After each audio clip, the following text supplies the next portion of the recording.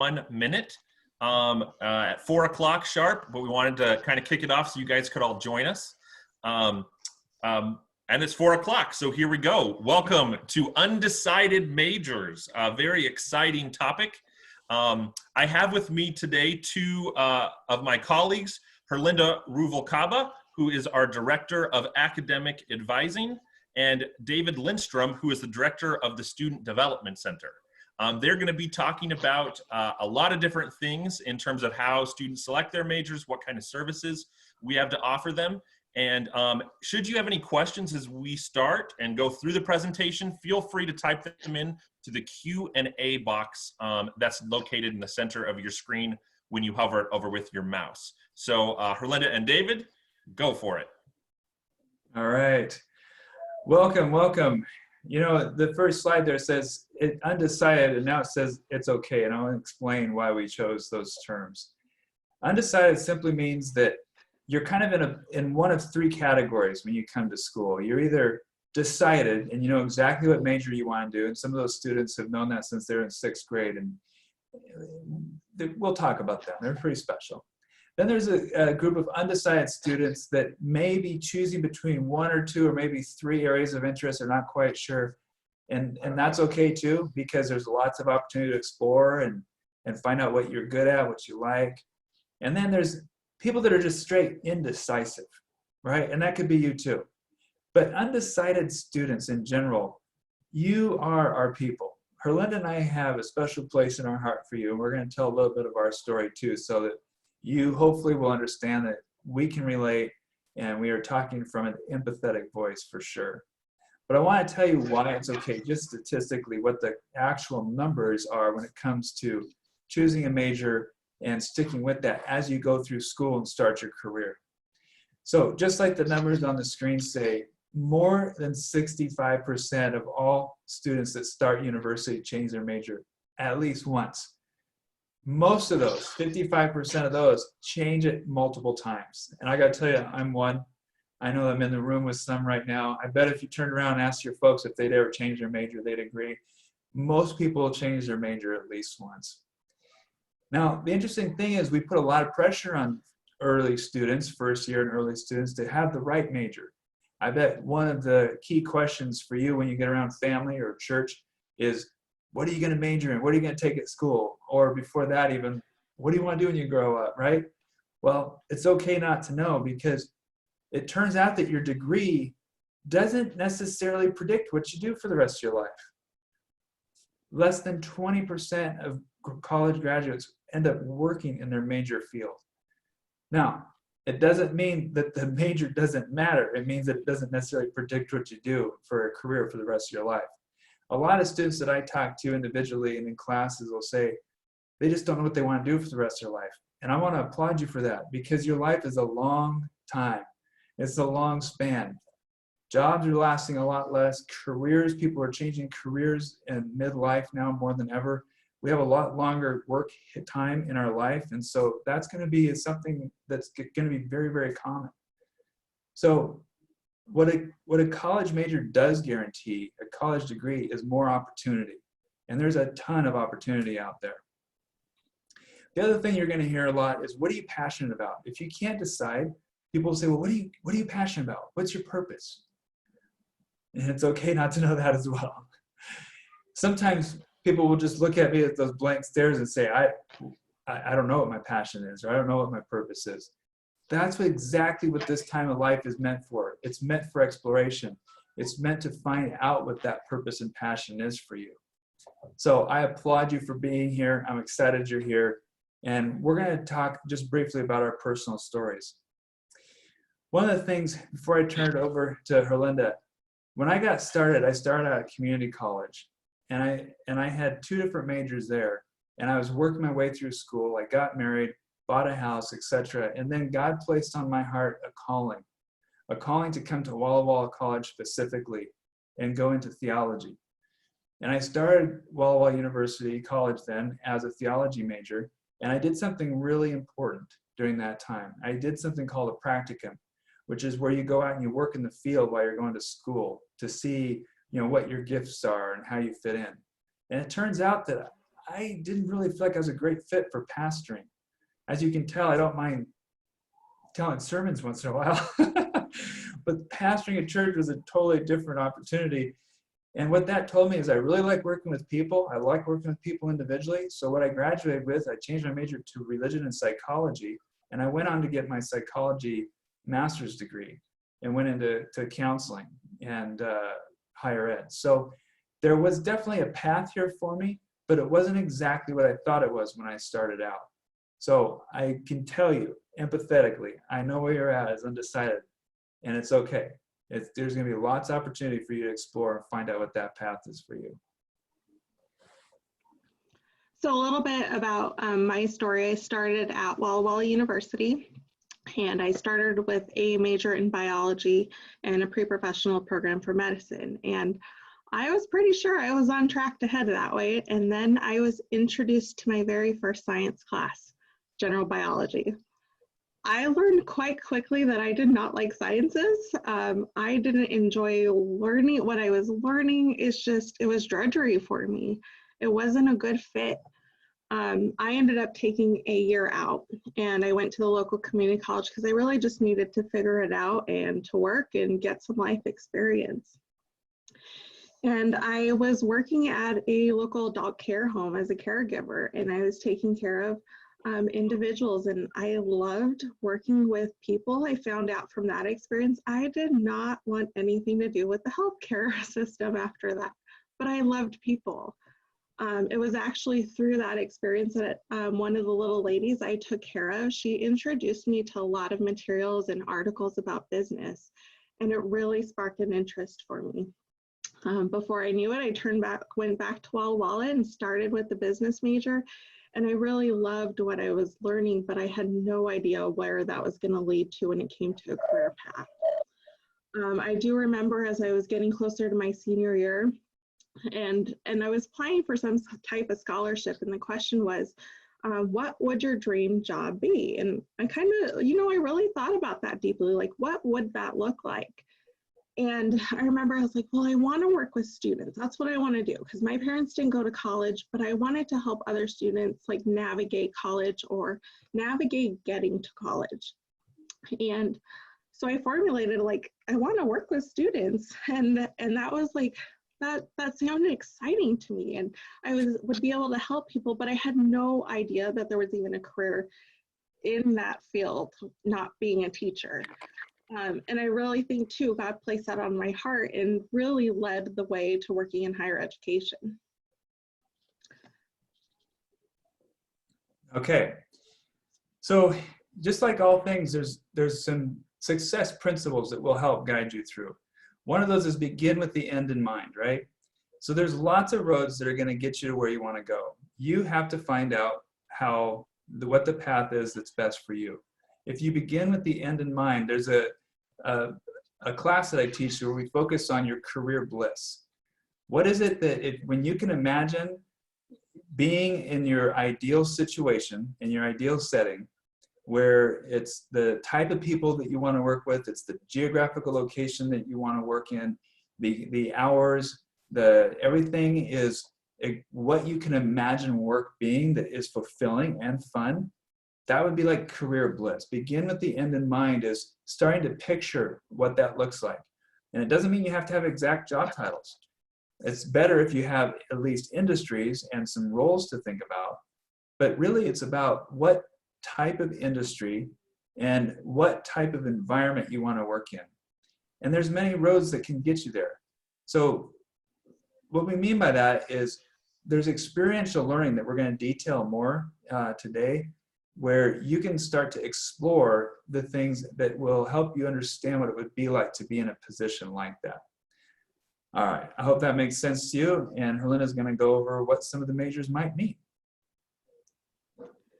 So often we tend to think that when we are majoring in something that our career is going to be a linear path. And so if we are majoring in art, we're going to do something within that field like illustration, or if you're majoring in psychology, you'll be a counselor of some sort. And we tend to put that in our mind that that is how it's going to go, but it ends up looking very different. when we major in one area, but what our career ends up being is very different. Both David and I shared a little bit about our personal stories. I majored in business. I ended up working in higher education, and those were not linear things. And I would encourage you to ask the people around you, like your parents or family members, aunts, uncles, to see what they majored in and what they ended up working in a career path.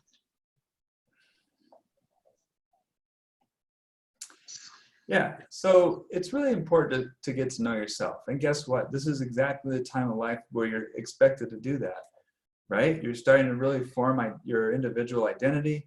You're starting to kind of think about who you are as a person. You're individuating from your family. You're starting to have your own values, your own thoughts and ideas. Really, God made you an independent, special person, a very unique person, and nobody has exactly the blueprint of experience and DNA that you have. And so start to explore that. And one of the ways that you can do that is through assessments. We have assessments on our website we're going to refer you to after we're done here.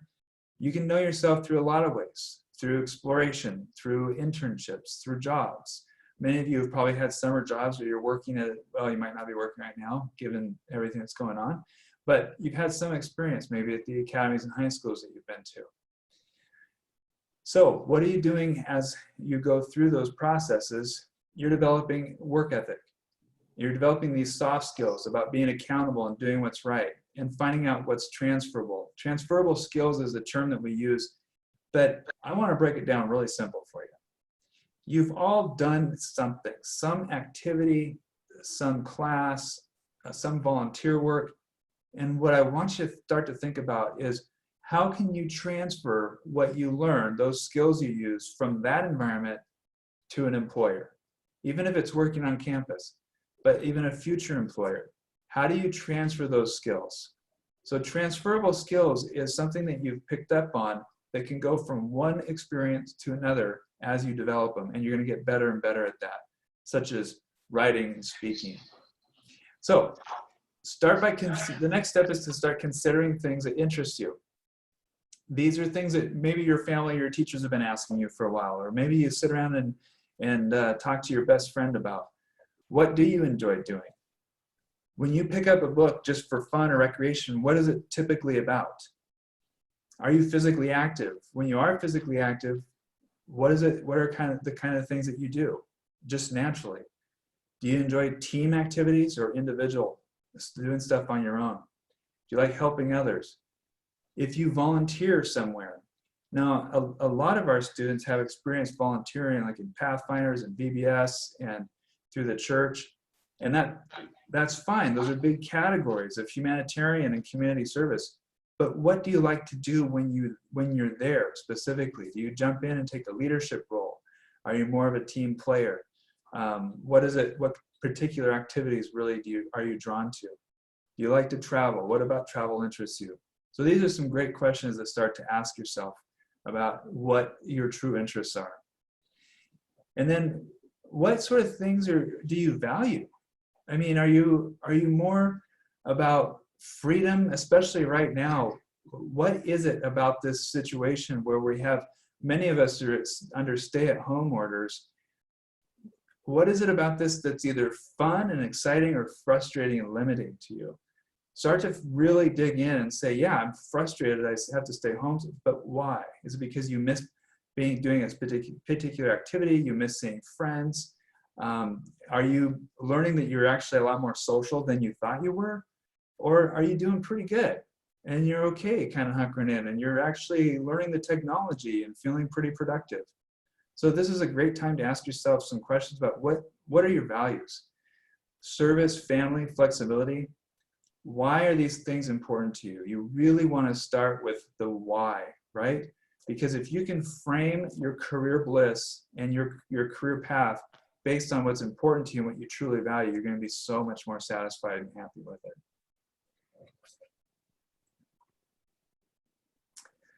The next thing that I would recommend you do, is even now, this is something you can do under stay-at-home orders. This is something you can do when things get back to normal. You don't have to have any special opportunities to do information interviews. Let me explain this just real quickly. If you have an idea of a career or a job title that sounds fun or interesting to you, find somebody that's currently doing that and interview them. It's like a reverse interview. There's lots of questions you could ask. I could supply you with a list of possible questions, but these interviews should last maybe 15 or 20 minutes. They're on the phone. Now they're on the phone or via email. You could do them in person when that time comes, but you're sitting down with them with a pad and a pen, and you're literally writing what they're saying. And you're taking notes and you're absorbing what their experience is on that job. So what kind of things do you enjoy learning about? You're asking them what a typical day is like. What's the best thing about their day? What's the worst thing about their day? Trying to really understand what it would be like to be in a position like they're in. And what would they tell a younger self? What would they tell you at your age before getting into a career like that? And then, of course, education. And that's why you're here. The formal education, we really break it into two major categories. Everything about being at the university is about formal education, and it provides this list of great opportunities. We also have experiential education that my department really excels in and specializes in, which is the job shadows and the internships. Education provides the kind of opportunities where you explore the world. You learn more about the things that interest you. You actually can get to contribute to society. We have a lot of humanitarian opportunities on our campus. We're known as one of the most mission-driven campuses in North America, especially in our tribe of schools. You can improve social conditions, help others, and share the gospel as a missionary. This is not experience to take for granted. Going overseas, especially going overseas, but even serving locally, has changed people's entire course. It's changed their major, it's changed the kind of career that they want to go into.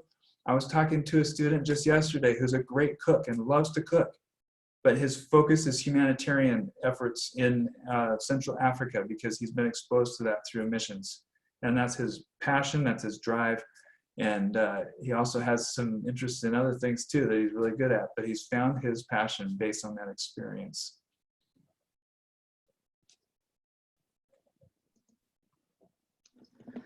So I'm going to share a little bit about the academic side of things and how general studies can be useful when it comes to exploring majors. But I first want to give you some breakdowns of why career and majors are different. Your career is really your individual journey through learning and work and other aspects of life, whereas your major is a subject of field of study. We also have what's called minors, and that is also an area of study, but it's of lesser importance than your major. When we talk about degrees, there are a variety of different approaches. Students can either earn a bachelor's degree, which is a 4-year degree, an associate's degree, which is a 2-year degree, or a certificate, which is generally 1-year degree and pretty specific in the area, like for instance, a certificate in bookkeeping. With all degrees, there's requirements of your general studies, which can be known as like the freeway of general education. And so you take classes that are in this very general direction in a variety of disciplines. To give you a visual of how a degree is built, you have a component of your general studies, that's that freeway, that gives folks a general direction. You have your core major requirements, and then there's what's called free electives. These are classes that apply towards your bachelor's degree, but can be in anything that you choose. It depends on your major, of course, and how much room you have for those free electives, but there are a component in there. As we look at this freeway of college education, different degrees have different requirements. So if we look at a BS degree or a Bachelor's of Science, your general education only requires 72 credits. If you look at a Bachelor's of Arts degree, it requires 84 credits. And the main difference there is a BA degree will require that you have a foreign language because that is a degree that is more broad in scope. The last degree is an Associate of Science, and about 36 credits of that degree would be under general studies.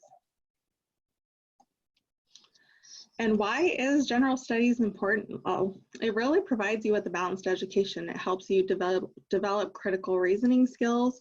It helps increase your understanding of life issues, but it also gives you the opportunity to explore multiple disciplines. And that's why it can be really helpful as an undecided student to look at those different disciplines. At Walla Walla, our general studies requirements, there's actually 8 different areas. So if I would visually put it, it's this picture that you see here of all these different requirements that have certain credit amounts that you have to earn for your bachelor's degree. And what we're going to do is we're going to go through each one of those and explain why they're part of your general education. The very first area is health and physical education. So for folks who may be interested in a health field, this could be a really good area to explore. But the reason it's part of your general studies is to help introduce healthy principles and help emphasize the importance of pursuing healthy living. History is really important. I think right now with this COVID-19, we are living in a history book. History is part of your general studies requirements because it helps you understand what has shaped an individual in their culture, in their society, how societies have developed. It will be interesting to see after kind of this COVID-19 tapers down and how that will change our society, how that will change our culture. But it's important for us to know a little bit about the past and what has happened in the past, how it's shaped even the Christian church throughout time. Social science. Social science focuses on human relations and the scientific methods around them. It can look at more of the individual scope of how culture and society has impacted. Some of the classes you may take may look at more of just some of the basic ideas and logic and theories around social sciences. Classes like general psychology or general sociology can be really good for exploring different majors like social work or psychology as possibilities. Humanities. So this is a particular area that really focuses on the appreciation of fine arts, literature, and philosophy. Not too long ago, I had a student in my office who said, I don't want to take humanities classes. Why do I have to take it? Well, I don't know if you all have heard the term bougie, but that is one that a lot of young folks are using a lot. That's real bougie is what I hear, or so-and-so looks real bougie. So I asked the student, I'm like, have you used that word before? And he was like, yeah, I've used that word. I'm like, did you know that that comes from a French word called bourgeoisie? He was like, no, I didn't. Do you know how that emerged in history? And we had this whole conversation about how this is connected to philosophy, how it's connected to history, how it's connected to language. But here in today's society, we're using the slang term called bougie, but it has a lot of connection. So I would even encourage you to do some little looking at that word and just kind of looking at bourgeoisie and kind of the history and where that has been placed. Because it really makes you appreciate humanities and appreciate fine arts and literature and philosophy and how that has developed our culture and our society. As we move on, language arts is an area for generals where it really is focusing on the development of a skill set.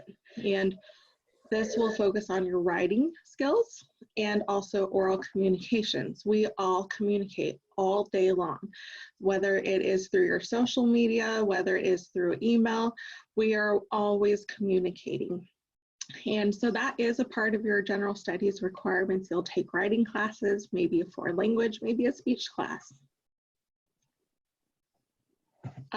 Mathematics. As an advisor, this is the one I think I get the most like, oh, do I have to take a math class? Yes, it's important. It's really important, actually. The reason it's part of general studies is to emphasize mathematical thought and practice and relationship of mathematics to other disciplines. If you look at some disciplines that do some research, even in like social sciences, you collect data and you analyze that data and what does that data tell you about the research that you're conducting. Sometimes data is used within business. How are you making informed decisions, or what products are being produced, or what's in demand, what's not in demand? Like, knowing math is important to those areas. Natural science, it's important for students to take science to understand theory, how to develop hypotheses, how they are tested.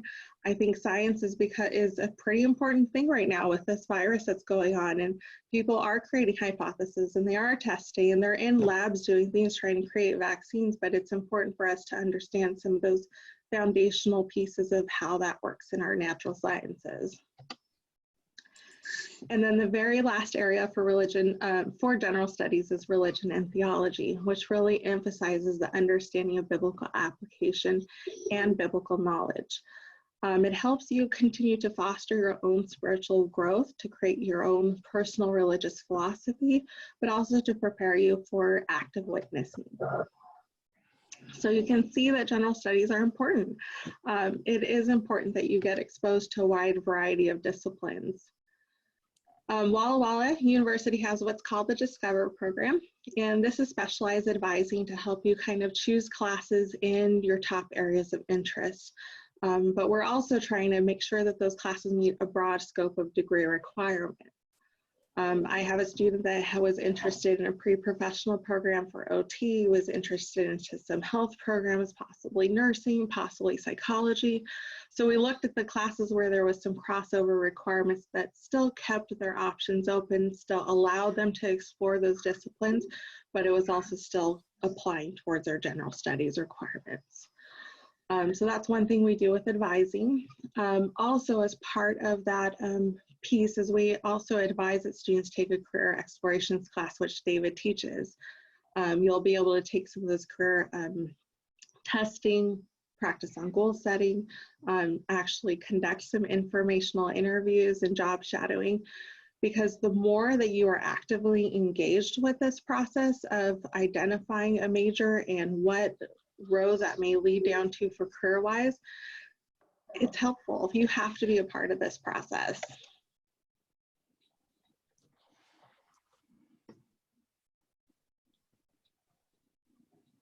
Okay, so we're finishing up and we're open for questions. Seems like a lot of feedback there. Yeah, if you guys have questions that are watching, make sure you type them into the question box. That's going to be really, really helpful, so that Herlinda and David can start answering any of the questions that you may have. David, Herlinda, I have a question for you while we're waiting for those to come in. Is there, like, what do you have in the way of, like, career assessments? Yeah, thank you. I was going to explain our website a little bit that you see on the last slide there, wallawalla.edu/SDC. That stands for Student Development Center. And on our landing page, you'll see some tiles including career services. And career services leads you to career assessments. We have links to free assessments. The Focus 2, we have a personality assessment online that you can take. You can always follow up with our office if you want to go over the results of that. Sometimes people will get results that they're not quite sure of or wonder why, or just didn't think it worked that well. So we can definitely talk through that with you. It's especially helpful if you're trying to decide between 2 or 3 different roads to go down. Yeah, so one of the questions is, can you expand more on the career development course? That, for sure, that's a 1-credit course. It meets once a week. There are the first 3 weeks are personal assessment and getting to know yourself. The middle 3 weeks are working on your application materials and understanding how to create a great resume and prepare for interviews. And the last 3 weeks are goal setting and understanding what employers want, how to look for work, and what the opportunities are. So, good question. Another question is, I love the idea of WWU, but if the team doesn't currently have direction, isn't it an expensive option? So Herlinda might have an opinion about this too. I think that it depends on how intentional you are and where you're at in the process of identity development. And the reason I'm careful about how to answer that question is because there are ways to engage with our campus and that will expand your opportunities and grow your personal identity faster than you would doing anything else. And because we have such a good service orientation and we have such good guidance once you get here and opportunities, that you could wander around and do some other things to find out where your path is, but you don't know if that's going to take 3 years, 4 years, 5 years. This is kind of like a compressed course in developing what you want to do for the rest of your life. Linda, how would you answer that? I think it's important that the student is an active participant in exploring options, because it's helpful to start identifying things earlier on, whether that is campus positions are a good place to start, even sometimes for students, in kind of deciding some things along with the academics and classes. But they do have to actively engage. I've had some folks that have not as actively engaged, and it takes a little bit longer for them to really identify what's a good fit. The SM year is absolutely valuable. Lots of students that take that year in between their freshman and sophomore year to take that year out really has impacted folks when they come back, and really identifying some personal things and what their purpose is in life, and that can speed up some of the process to actually declare a major. The other thing, like, I'll jump in and say a little bit too on this question. One of the big things I think that impacts finances as well looks at the scholarshiping for students. And so there's a big difference between what we call transfer scholarships and first-time freshman scholarships. So in certain cases, it actually can be cheaper if you start with us and finish with us than if you go somewhere else to begin with, and then transfer to us later, because you will be paying a lot more the last couple years if you transfer at a later point. And so that's something to also consider as you're looking at it. A couple of things too I forgot to mention. There are some majors that are very, very structured. If a student has some interest in those very structured majors like engineering, nursing, product design, those are things to really start actually kind of putting a student into some of those set classes, because we want to make sure that they're not then creating a 5th year to graduation.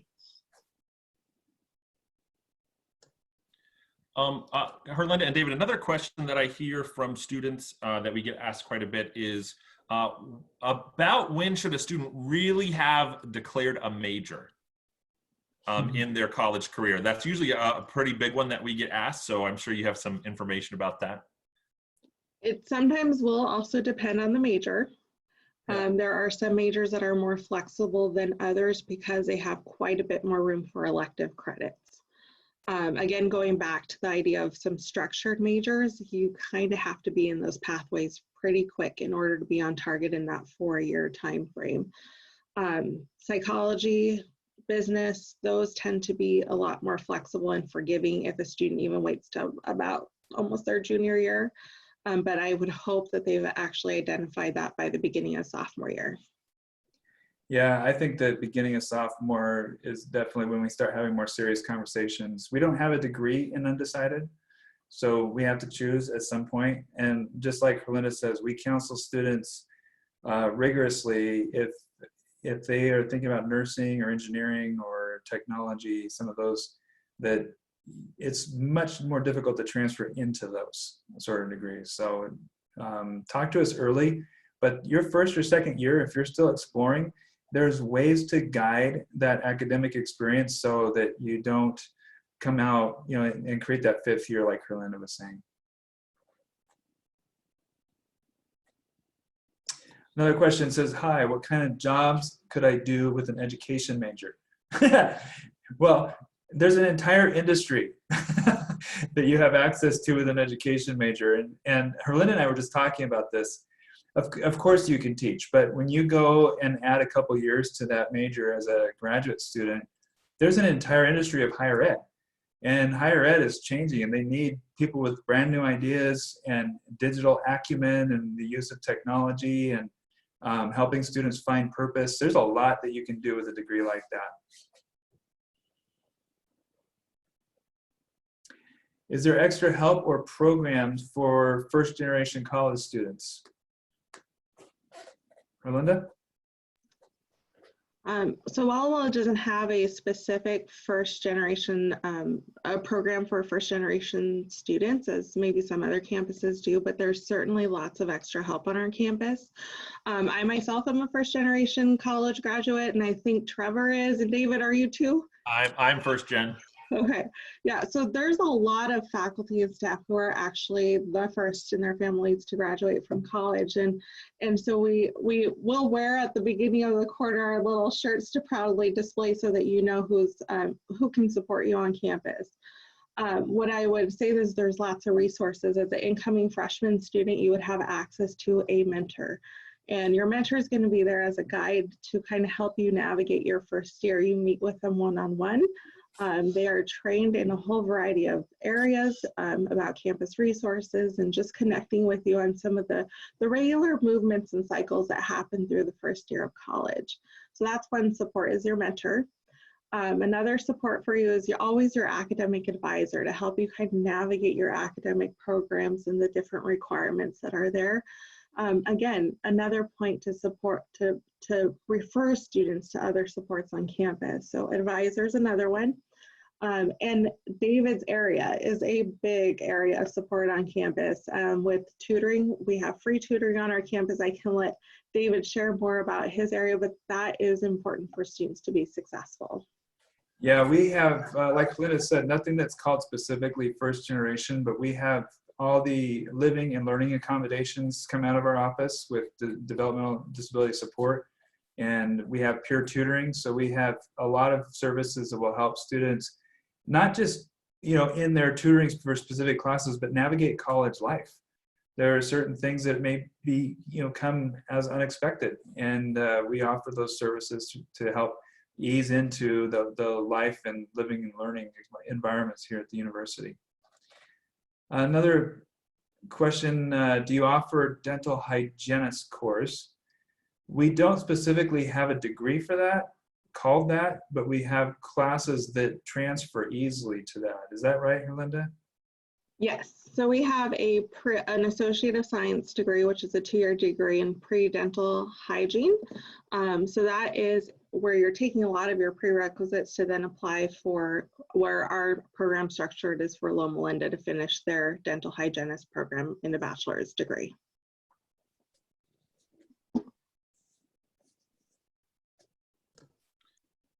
All right, I got another question. I think this will be mostly for Herlinda. Herlinda, what is the most majors you've seen someone declare since you've been working at the university? I'm just curious. I know just in 1 week, one student changed it about 5 times. Tried to, I should say. Whoa. And we sat down and chat to talk and explore a little bit more. But probably the most I've seen would probably be like 5-ish. But there could be lots of variances in that. Like it could be changing minors or pre-professional programs and things like that. Great, thank you. There's some good questions popping up. How do I get a mentor? Well, every incoming student gets a mentor, and when you get here for your first week of campus life, you get to meet the mentors and maybe have some first, second, and third selection, I think is the way it goes, of the mentor that you want after you get to meet them.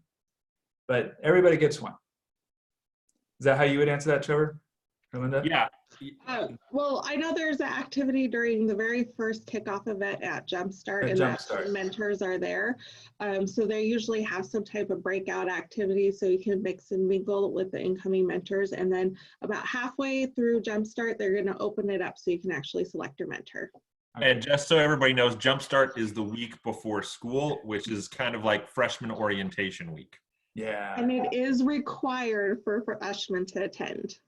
And it is super helpful. I've heard from lots of freshmen say they couldn't get by without it. So. Very helpful, not just from like training you on how to be a successful college student, but also the social side, getting to meet new people, new friends, new classmates. It's a very key time for students. Yeah, a lot of great bonding happens there.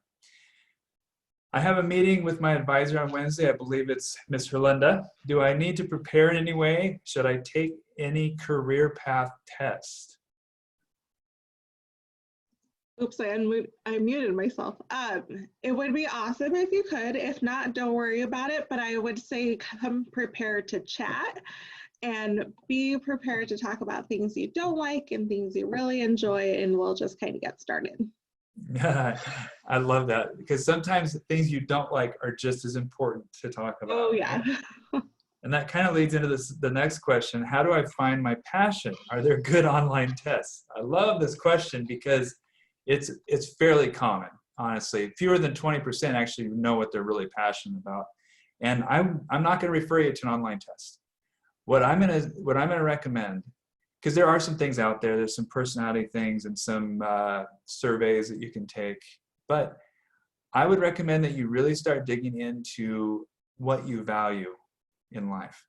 Now, this is an important time of life because you're individuating from your family, you're coming into your own adult identity, and you need to start determining what your values are. And what I mean by that is, do you consider yourself somebody who's open to new experiences, a lifelong learner? Do you need to socialize and to get energy, or do you need to study and research? What do you really value in life to start to find your passion? And one of the things to remember about passion is your purpose. Working according to your purpose is what energizes you. When you're working in your passion, it's what energizes the people around you. So I don't know if you've ever heard the saying, if you're really excited about something, if you're in a position of leadership, just set yourself on fire and watch the people come around to see you burn. Because there's nothing better than seeing somebody that's really working according to their passion. So dig in, start reading a lot of different authors, start doing some list making about what you value in life. I'm just going to add on to what David said, because I think that's really, really good advice. I remember when I was a senior, I was attending Columbia Adventist Academy and did not have any idea what I wanted to do. And it wasn't until actually coming to April University days that I figured out what major I wanted from attending interest sessions like the ones we're talking about right now. And for me, it was reflecting and thinking about, like, do I want to work with people? Is that where my focus is? Like, do I get energized by people, or do I want to work more solitarily by myself? Which one do I fall in there? And as I started kind of traveling down that road and doing that inner reflection, it kind of really helped me figure out, okay, what's a major that fits these areas that I love and enjoy. Yes. And okay, so one more follow-up point. We'll move on. There's two more questions there, but Trevor just triggered me, because we have so many distractions in our life. It's really hard to get away and be with ourselves and with our own thoughts and prayer life and actually determine some of these things, because we have something called digital delusion, digital distraction, where there's so many things coming at us at the same time, so many things to be paying attention to, that it's really hard to take time to really think through this. And that's what I would recommend. Okay, what is the difference between a pre-professional study and major? Herlinda. A pre-professional study would be like pre-med, pre-dentistry. There are a list of prerequisites that you would need in order to apply to those graduate programs in those specialized areas. You're not actually taking your degree in medicine. That comes at a later date, but you are taking the things to prepare for it. So it's making sure that you're taking all the prerequisites you need to enter into those professional programs, right? Yep. And we have recruiters on our campus multiple times a year that are in allied health, they're in medicine, they're in dental, and they will, you come to those info sessions, you're on track with our program in a pre-professional program or track, and then you talk to those recruiters and make sure you get to know them and what their requirements are for your GPA and your test scores and stuff. And so there's a really good, heavily guided program in those areas. How do we take the career test early? You can take the Focus 2 test that we link to on our website at any time you want to. You have the results immediately available to you, and then you can make an appointment with me if you wanted to go over those results at any time. So I'm going to look through at my website real quick for the guide path. So you go to the link at the end right there, /SDC. You click Career Services on that page. And then you go down to the Focus 2 Career Assessments. And it's a suite of assessments. You're welcome to take that anytime. And it has the access code there and everything you need.